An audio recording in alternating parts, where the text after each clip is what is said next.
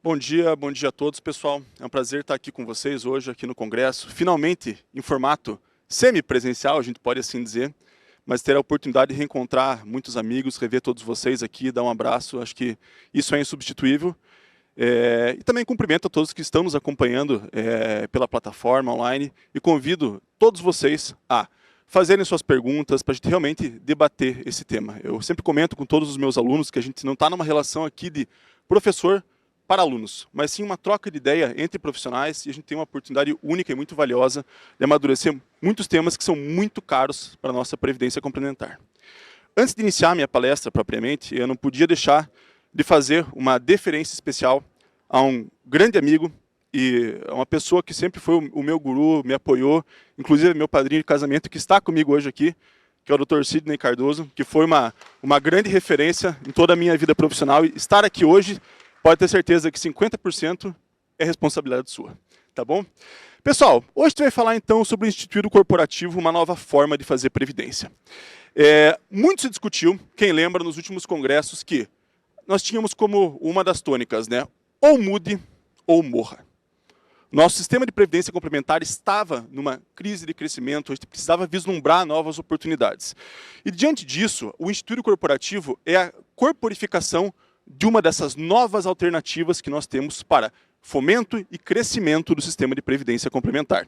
E a ideia hoje, de uma forma muito sintética, até porque o nosso tempo é muito curto, é apresentar para vocês o que é o Instituto Corporativo, como operacionalizar um Instituto Corporativo e tirar algumas dúvidas de como funciona.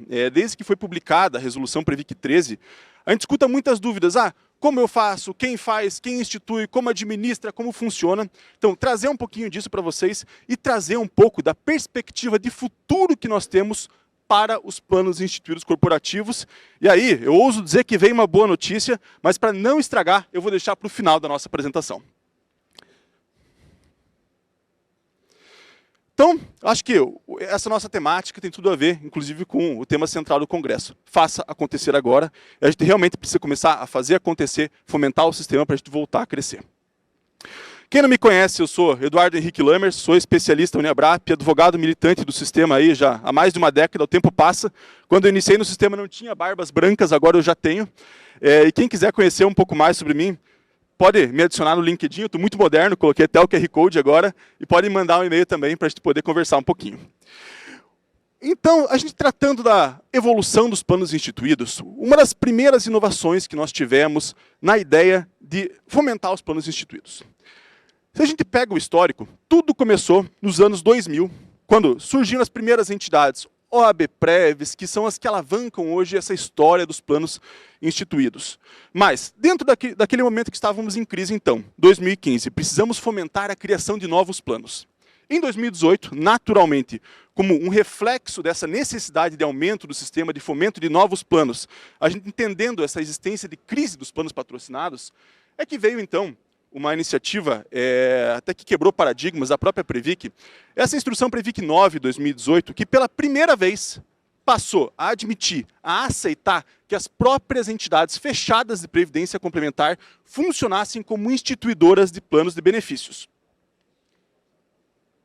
Mas com um alcance, por assim dizer, um tanto quanto limitado nessa primeira versão.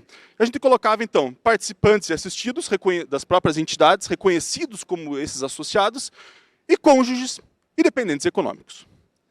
Quem estava no sistema em 2018 vai lembrar também que, de uma forma muito contemporânea a essa medida, foi que a ABRAP deu os primeiros passos em relação ao seu plano setorial. E com uma perspectiva e uma ideia muito parecida, atingir familiares. Então, já conhecemos nosso público de participantes e assistidos, vamos alcançar agora um novo público, familiares. Porém, a gente tinha uma situação, temos hoje uma situação fática, problema. Alcançamos participantes e assistidos, familiares. Quem trabalha com planos instituídos sabe que não é fácil vender plano instituído. Uma nova medida, é comercial, a gente para de pescar dentro do aquário. Então tínhamos um problema, esse rol limitado, nossos planos instituídos cresceram até um determinado ponto, mas para que as entidades voltem a crescer e esses planos tenham uma nova alimentação de participantes, precisamos fazer mais, precisamos fazer diferente e é daí que vem a ideia do Instituto Corporativo. Então, com a IN Previc 9, 2018, nós tínhamos um problema. nós não conseguimos alcançar novas pessoas. Não conseguimos alcançar pessoas jurídicas ligadas aos nossos patrocinadores. Não conseguimos alcançar pessoas jurídicas como prestadores de serviço, por exemplo. E daí veio o pleito do sistema de não, vamos ampliar essa alternativa do instituído corporativo para alcançar novas empresas sem o vínculo formal do patrocínio. E aí está uma das grandes questões, que é um vínculo pesado, um vínculo de responsabilidade. Então, um pouco na evolução aqui que nós tínhamos a resolução CGPC 12, que foi o início dos planos instituídos, a NPrevic 9, que eu bem explorei agora, e a resolução Previc 13, que é o foco da nossa apresentação de hoje, que a gente vai explorar todas as alternativas decorrentes dessa resolução. Então, a resolução Previc 13, de uma forma pioneira, trouxe o alcance também, a possibilidade de oferta pelas entidades fechadas de previdência complementar de planos instituídos para que público? Então, é interessante dar uma olhadinha no caput. Primeiro, que então a própria entidade, então, ela assumindo a posição de instituidora ou inclusive de co-instituidora de um plano de benefícios, pode oferecer planos para quem? Inciso primeiro, não temos nenhuma novidade, participantes e assistidos de acordo com o que a gente tinha, mas as grandes novidades estão nos incisos seguintes. Então, a gente olha a possibilidade de alcançar outras pessoas jurídicas integrantes do grupo econômico dos nossos patrocinadores. E a gente vai entrar no detalhamento do que é o controle, o que é coligação, o que é interligação, até para evitar algumas interpretações um tanto quanto elasticidas que estavam sendo buscadas pelas nossas entidades, né? Ah, mas quem que enquadra como interligado? Posso considerar uma pessoa, um prestador de serviço como interligado, mas essa interligação é um conceito aberto, então a gente vai explorar um pouquinho isso. Inciso terceiro, que foi voltado a atingir pessoas jurídicas de fins não econômicos, mas próximas ao nosso grupo de patrocinadores. Quando a gente olha, então, por exemplo, fundações que foram instituídas ou mantidas pelo grupo de patrocinadores, e tivemos também uma melhor definição e uma ampliação do rol de familiares que podem ser atingidos quando a própria entidade funciona como instituidora de um plano de benefícios. Então, cônjuges, parentes consanguíneos ou afins até o 3º grau. E o que é, então, para a gente começar a exaurir tudo isso, qual é o conceito de controle? Quem que eu consigo atingir nessa nova relação jurídica que está se formando? Então, se nós temos aqui a controladora, a patrocinadora, as empresas que são controladas pela patrocinadora, você pode alcançar essas pessoas jurídicas para oferecer esse novo plano de benefícios instituído corporativo. Não é um plano patrocinado. Tal conceito aqui, não vou me prender aos conceitos pela limitação do tempo, para deixar para a parte mais interessante. Quais são também as empresas coligadas? E o que vale dizer? Conceito de coligação, controle e interligação são conceitos do direito societário. Estão expressamente previstos na legislação. Então não há um espaço para uma grande digressão, um grande aumento desses conceitos para tentar alcançar mais gente. Esses conceitos estão na legislação e devem ser respeitados, e esse foi o escopo quando foi conversado sobre essa resolução Previc 13. O conceito de coligação, então, quando uma investidora, no caso a patrocinadora, tem 20% ou mais em uma empresa que é investida, esse é o conceito de coligação que nós temos na própria legislação. Então, quando eu coloquei aqui esse exemplo de 19% ou menos de participação em uma empresa investida, porque hoje as resoluções, instruções da própria CVM, quando tratam do conceito de influência significativa, colocam que é uma participação, via de regra, admite exceções, de 20% ou mais em uma empresa que é investida. E o conceito de interligação, quando nós temos aqui, então, duas empresas que são controladas por uma mesma empresa, uma mesma pessoa jurídica. Então, o conceito de interligação, nós temos aqui uma empresa que já é patrocinadora, que é controlada pela mesma empresa que a gente está tentando oferecer o plano. Então, essa é a estrutura societária da interligação. E um outro ponto que entrou aos 45 do segundo tempo, e a grata surpresa que nós temos aqui, é que nós já temos a primeira iniciativa do Instituto Corporativo andando. E é exatamente nesse conceito aqui. Até já pedi autorização para a Andréia, presidente da Fibra, que inclusive foi quem nos motivou nessa discussão, de a gente oferecer o plano também para uma fundação instituída pelo patrocinador. E já está em andamento o projeto para admitir a fundação do Parque Tecnológico de Itaipu, para que possa ser oferecido o plano instituído e administrado pela Fibra aos empregados que trabalham na fundação do Parque Tecnológico de Itaipu. Então aqui a ideia é atingir essas fundações que são mantidas ou instituídas por um grupo de patrocinadores. E na prática, então Eduardo, gostei, tudo muito lindo, muito maravilhoso, mas eu quero que você me explique como funciona na prática. Então, quais são os passos? O que precisa ser feito para operacionalizar esse instituto corporativo?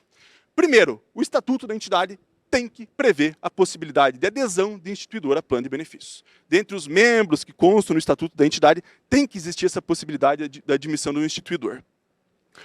O segundo passo, a celebração de um termo de adesão da entidade enquanto instituidora ou co-instituidora de um plano de benefícios com a própria entidade, enquanto administradora do plano de benefícios, que tem que ser aprovado em sede de licenciamento pela Previc. Aí muitos perguntam, mas então eu mesmo vou assinar de um lado e de outro, como instituidor e administrador do plano de benefícios? E a resposta é, isso mesmo.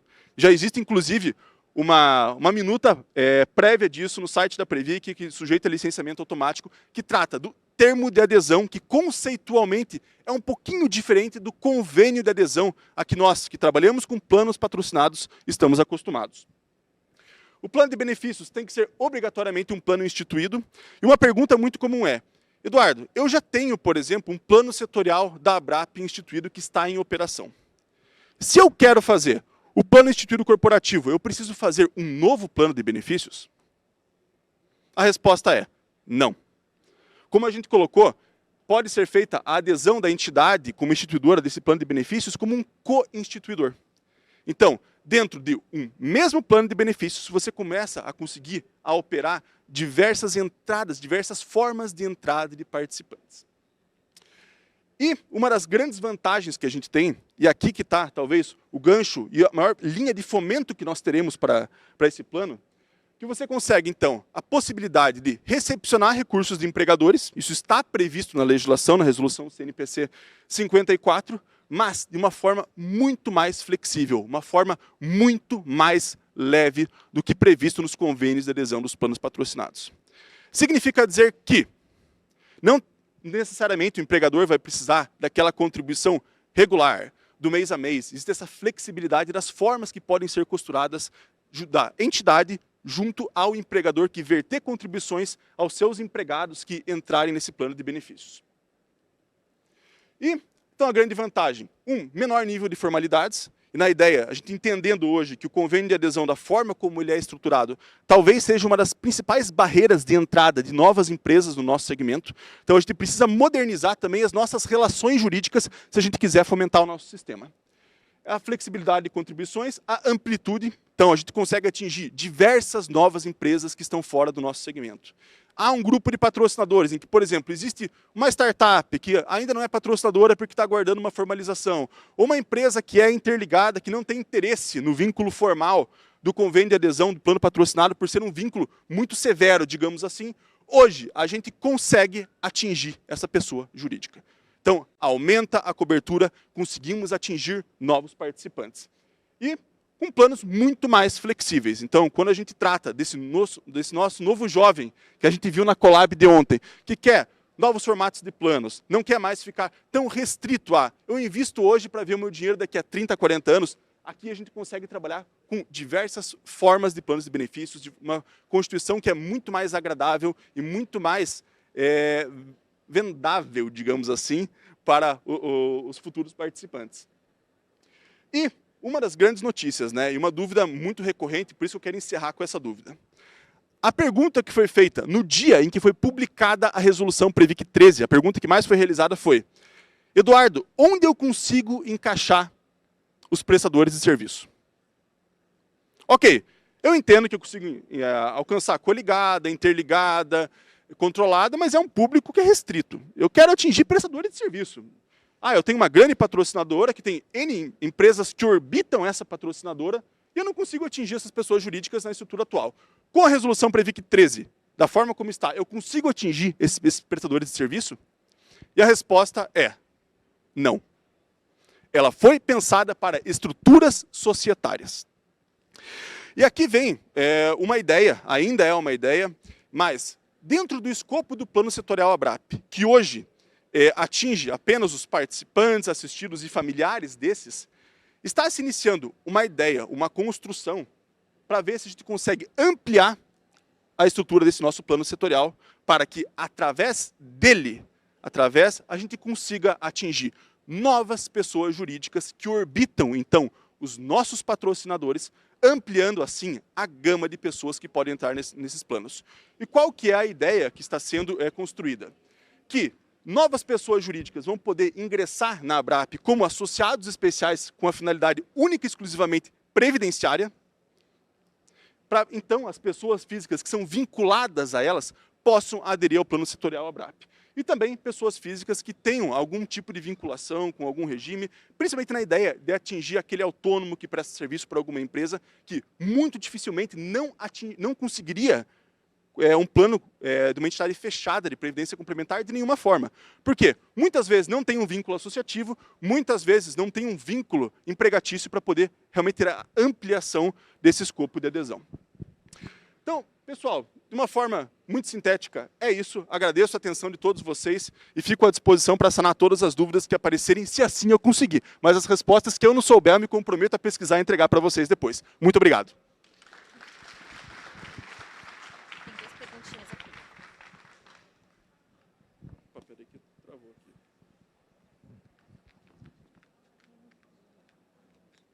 Problemas técnicos aqui, pessoal, já estamos retornando.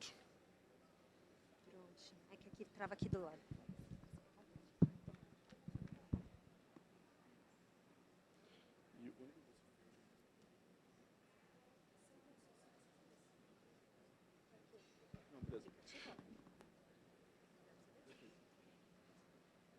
Perfeito, vamos lá. Primeira pergunta que nós temos é: de que forma o profissional autônomo que presta serviço às empresas pode acessar o plano instituído? Então, da forma da estrutura atual que nós temos na resolução Previc 13, hoje, esse acesso desse autônomo não é possível. Então, havendo essa nova estruturação do plano setorial que nós estamos imaginando, seria possível essa adesão, mas da forma como está hoje a ideia do Instituto Corporativo, o acesso de um profissional autônomo que presta serviço a um grupo de patrocinadores ou a própria entidade não é um vínculo possível.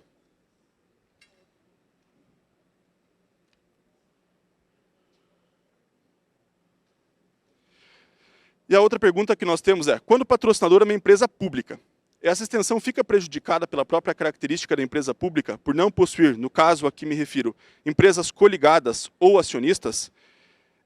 Esse é um ponto de muita reflexão. Até hoje pela manhã eu estava pensando, se alguém for conectado a 108, isso pode ser um problema. Eu vou ter dificuldade, inclusive, para responder, porque a gente realmente precisa amadurecer mais esse tema para entender, dentro dos preceitos das entidades 108, dentro das estruturações societárias de entidades 108, como isso funcionaria. Então, realmente vou ficar devendo a resposta para essa aqui, porque para mim não é algo que está muito claro. Acho que a gente precisa avançar um pouco mais para entender essa conexão das entidades 108, algumas restrições, por exemplo, como questão de paridade contributiva, etc. Se a gente vai conseguir adaptar isso na ideia dos instituídos corporativos. Ok?